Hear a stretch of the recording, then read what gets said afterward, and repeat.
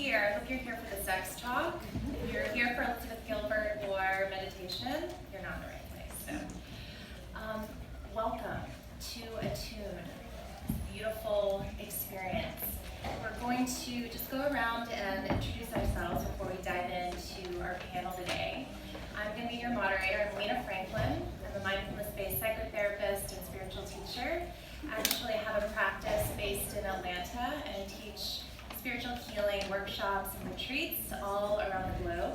And I'm so grateful that each of you is here to share time with us this afternoon.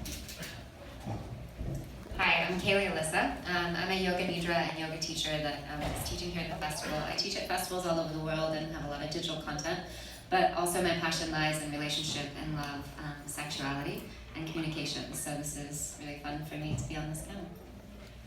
Hi everyone, I'm Kiana, Reeves, and I do many things. My background is in birth work. I'm a birth and postpartum doula, and I'm also a somatic sex educator, which is a fancy word for doing hands-on and hands-in intravaginal pelvic work. So I work with scar tissue from birth injury, and then I also work with people who have sexual trauma, and also work with people just who really want to familiarize themselves with their pelvis and their genitals and why it matters and why it's important. I'm also the chief brand educator for Foria, and we're the ones hosting this conversation. If you are interested in more about what we do, we're over there in the tent in the corner. You can come find us. Hi guys, my name is. Can you hear me? Yes. No. Okay. My name is Sahara. I am an Ayurveda author and podcast host, as well as founder of Rose Gold Goddesses, which is a sacred sisterhood collective all about honoring the different divine feminine archetypes that exist inside of you, from your creative Liz Gilbert to just your raunchy Carmen Electra and everything in between.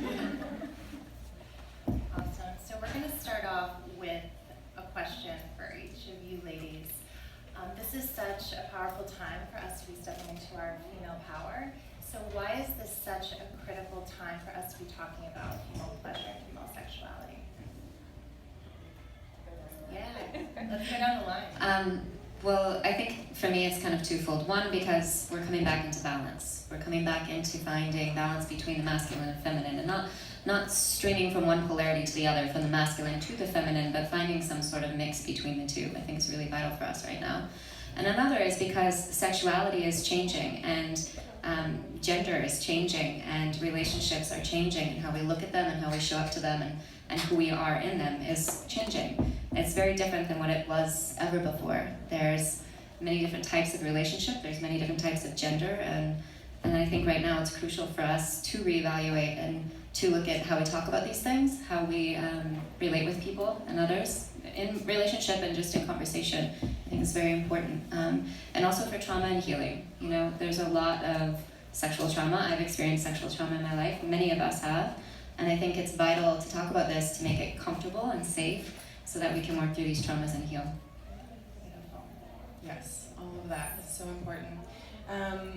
I think there's so many reasons it's relevant right now. If you look at some of our cultural conversations around Me Too, but also just the interest and genuine curiosity people have in experiencing and understanding pleasure.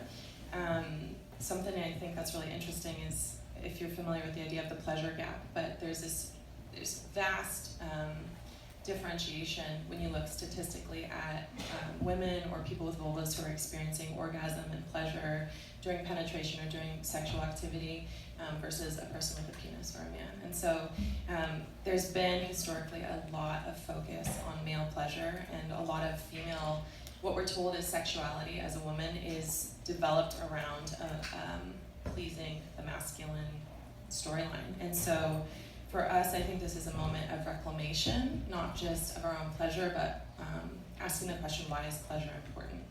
And to me, I think pleasure is one of those guiding tools in us that can link us into our instinct, into our deep, deep, deep creativity, into our deep and intuitive nature.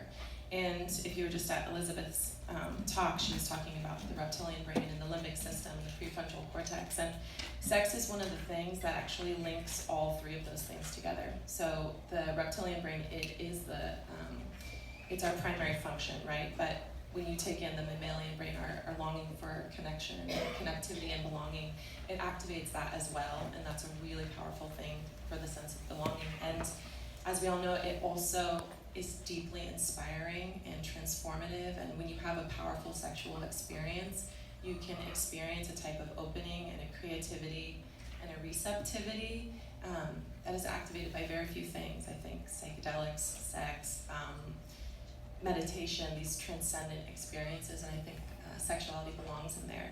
And lastly, I would like to say that we're part of the wellness conversation, and wellness has, we talk about food and sleep and inflammation